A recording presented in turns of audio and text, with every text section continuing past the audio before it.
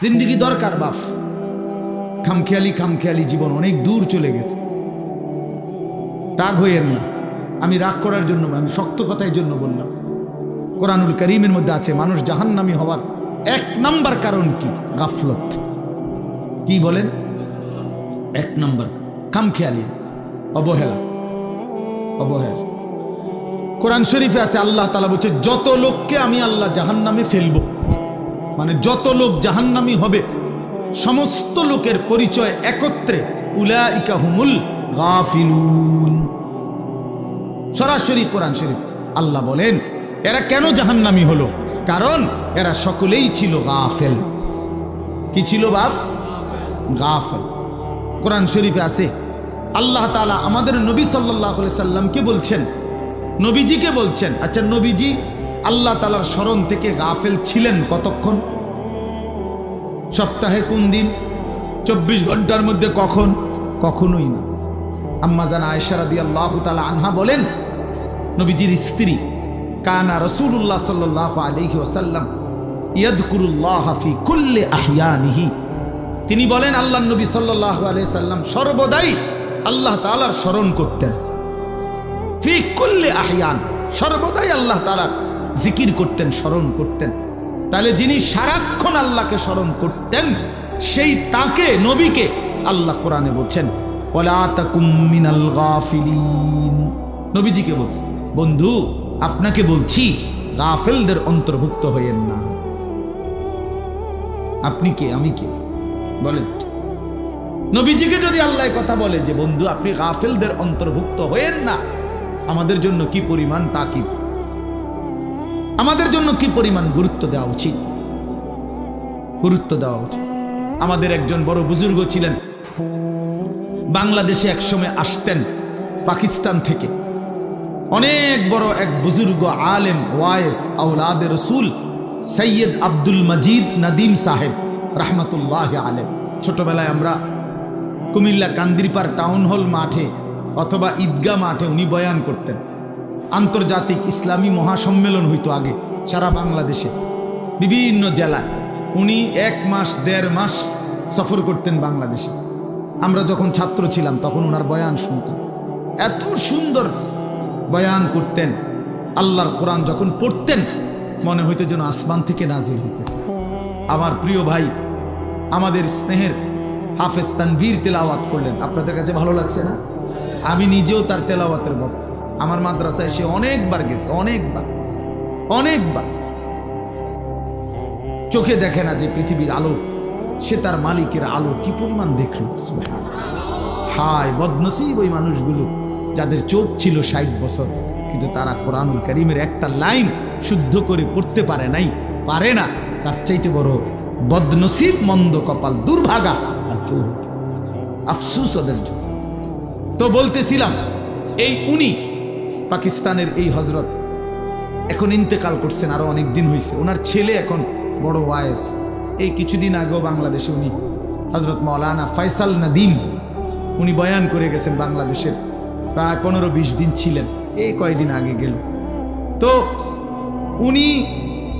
উনি সবসময় তসবিহ পড়তেন, হাতে তসবিহ রাখে পড়তেন। তো উনি একদিন বয়ানের মধ্যে বলছেন ইউরোপে কোনো এক দেশে উনি বয়ানে গেছেন। তো ওইখানকার এক মুসলিম যুবক ওনাকে জিজ্ঞাসা করছে যে হজরত আপনি যে হাতে তসবিহ ব্যবহার করেন এটা কি?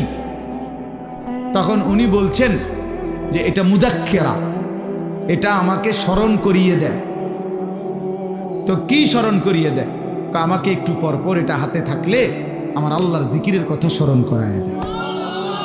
হাতে লাগলে আমার এটা তখন মনে পড়ে, তো আমি কিছুক্ষণ আবার আল্লাহকে ডাকি, জিকির করি, এই জন্য এটা আমার স্মরণ করায় দেয়। তখন ওই যুবক, কথাটা খেয়াল করে, ওই যুবক তখন ওনাকে বলছে আচ্ছা হজরত নবী সাল্লাল্লাহু আলাইহি ওয়াসাল্লাম তিনি এই তসবিহ মানে এই দানাওয়ালা এগুলো এটা ব্যবহার করতেন, এটা ব্যবহার করতেন। উনি বলেন যে সে আমার কাছে এটাই জানতে চাচ্ছিল যে নবীজি এটা ব্যবহার করছেন কিনা, আপনি যে ব্যবহার করেন। তখন উনি বলেন আমি তাকে বললাম হ্যাঁ যুবক তোমার প্রশ্ন তো ঠিক আছে, নবীজি এটা ব্যবহার করতেন কিনা, কিন্তু আগে তুমি কি এটা জানো যে নবী সাল্লাল্লাহু আলাইহি সাল্লাম আল্লাহকে ভুলতেন কিনা? বুঝেন না কথা? নবী সাল্লাল্লাহু আলাইহি সাল্লাম আল্লাহকে ভুলতেন কিনা? তিনি তো আল্লাহকে কখনোই ভুলতেন না। তা আমি তো প্রথমেই বলছি এইটা তো ওই ব্যক্তির জন্য যে ভুলে যায় তার মাওলাকে, এটা মনে করায় দেয়। আল্লাহর নবী এটা কেন ব্যবহার করবেন? তিনি তো 24 ঘন্টাই আল্লাহকে স্মরণ করতেন। ওনারে আবার মনে করাই দিবে কি? ও দরকার কি? তো এই জন্য বললাম বাপ, ওয়ালা তাকুম মিনাল গাফিলিন, গাফিল না হওয়া, গাফিল না। মুমিন গাফিল হয় না, মুসলমান গাফিল হয় না।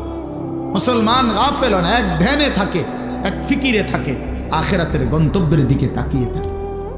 আল্লাহর নবী সাল্লাল্লাহু আলাইহি ওয়াসাল্লাম হাদিসের মধ্যে আছে, সাহাবায়ে কেরাম নবীজির চেহারার স্বাভাবিক অবস্থার বর্ণনা দিতেন, যে নবীজির চেহারা মুবারকের দিকে তাকাইলে স্বাভাবিকভাবে কি মনে হইত, কি মনে হইত? তো সাহাবীরা বলতেন নবীজি সাল্লাল্লাহু আলাইহি সাল্লামের চেহারা মুবারকের দিকে তাকাইলে 24 ঘন্টা মনে হতো মুতাওয়াসিলাল আহজান দাইমাল ফিকর, তিনি সর্বদাই চিন্তা করতেছেন এবং কোনো না কোনো ফিকির করছেন, কোনো না কোনো। আর কাকে বলা যায়, আর কিভাবে বলা যায়, আর কেমনে বলা যায়, আর কার কাছে যাওয়া যায়, কেমনে আল্লাহর দ্বীনের কথা বলা যায়, কিভাবে এক এক আমাদের বিশ্ব ইস্তেমার দ্বিতীয় দিনের বাদ বা গ্রিব বয়ানে হযরত মাওলানা আহমদ লাট সাহেব দামাত বারাকাতুহুম, জগৎ বিখ্যাত এই মহা বুজুর্গ, মহান মনীষী, উনি ওনার বয়ানের মধ্যে বলতেছিলেন, আমি ময়দানে বসেই শুনতেছিলাম। হযরত বলছেন রাসূলুল্লাহ সাল্লাল্লাহু আলাইহি সাল্লামের 24 ঘন্টা ফিকির ছিল এক এক আল্লাহর বান্দা কিভাবে জাহান্নাম থেকে বাঁচে। সাহাবায়ে কেরামের মৃত্যু পর্যন্ত ফিকির ছিল যে আল্লাহ পাকের এক এক বান্দা কেমনে জাহান্নাম থেকে বাঁচে, জাহান্নাম থেকে বাঁচে, জাহান্নাম থেকে বাঁচে। তো নবী সাল্লাল্লাহু আলাইহি সাল্লামের চেহারা মুবারকের দিকে তাকাইলেই এটা মনে হতো যে তিনি ফিকির করতেছেন, ফিকির করতেছেন। দুয়ারে দুয়ারে হাঁটতেন, দাঁড়ে দাঁড়ে, কখনো বাজারে, কখনো হাটে, কখনো মাঠে, কখনো একজনের কাছে, কখনো 10 জনের কাছে, কখনো রাতে, কখনো দিনে, কখনো উপরে, কখনো নিচে, কবি আরশ पर कभी फरश पर, कभी उनके दर, कभी दर बदर, गमे आशिकी तेरा शुक्रिया, मैं कहां कहां से गुजर गया। কই থেকে কই ছুটতেন, দুয়ার থেকে দুয়ারে ছুটতেন। আল্লাহর নবী সাল্লাল্লাহু আলাইহি সাল্লাম এক ফিকিরে থাকতেন যে এক এক আল্লাহর বান্দা জাহান্নাম থেকে বাঁচে। হাদিসের মধ্যে আছে আল্লাহর নবী সাল্লাল্লাহু আলাইহি সাল্লাম বলতেন, উম্মত আমার, আমি তোমাদের জন্য আমার পেরেশানিটা কেমন, ওয়া আনা আখিযুন বিহুজাজিকুম। নবীজি উদাহরণ দিয়ে বুঝাইছেন, কোন মানুষকে যদি কেউ হাত দিয়ে ধরে তাহলে সে মনে করেন ছুটে গেল, কাঁধে হাত দিয়ে ফিরাইতে চাইছে, সে কাঁধের থেকে হাত নামায় দিল। কিন্তু কেউ যদি কাউকে সর্বোচ্চ মহব্বত করে তারে ফিরাইবার জন্য, বাঁচাইবার জন্য কোমরে জড়াইয়া ধরে, কোমর মানে কোমরের মধ্যে যদি আমজা দিয়া শক্ত করে ধরে, এই লোকটা ছুটবে কেমনে? কথা বুঝেন নাই? এই লোকটা ছুটবে কেমনে? আল্লাহর নবী বলেন, আল্লাহর কসম উম্মত, আমি চাই তোমার এক এক উম্মতকে কোমরে জড়াইয়া ধরে ধরে জাহান্নামের আগুন থেকে বাঁচাই। কোমরে জড়ায় ধরা। এই জন্য দোস্ত, মুমিন গাফিল হয় না, মুমিন গাফিল হয় না। যার সামনে আখিরাত সে গাফিল হবে কেন? যার সামনে কবর সে গাফিল হবে কেন? যার সামনে হাসরের ময়দান সে গাফিল হবে কেমন? আল্লাহ তাআলা কোরআনুল কারীমে বলছেন, ফাকাইফা তাত্তাকুনা ইন কাফারতুম ইয়াওমান ইয়াজআলুল বিলদানা শিবা। আল্লাহ বলেন, বান্দা, এই আমার বান্দা, দিন রাত তুমি যে নাফরমানি করছো, তুমি যে আমার নাফরমানি করছো বান্দা, আরে বান্দা তুমি বাঁচবা কেমনে সেই হাসরের দিন, যেই দিনের একদিনের পেরেশানি, দুঃখ, যন্ত্রণা, আযাব, কষ্টে ইয়াজআলুল বিলদানা শিবা, কুলের বাচ্চা বুড়া হয়ে যাবে, বুড়া হয়ে যাবে একদিনে। সূরা মুজাম্মিলের আয়াত। আমার জীবনে আমি কোরআনের সবচেয়ে বেশি ভয় পাই এই আয়াতে। আমার মাদ্রাসায় প্রত্যেক দিন জোহরের পরে এই সূরা পড়ে, এটা একটা আমল আমাদের। এই আয়াতটা পড়লেই আমার শরীরটা কাঁপ দিয়ে ওঠে। ফাকাইফা তাত্তাকুনা ইন কাফারতুম ইয়াওমান ইয়াজআলুল বিলদানা শিবা।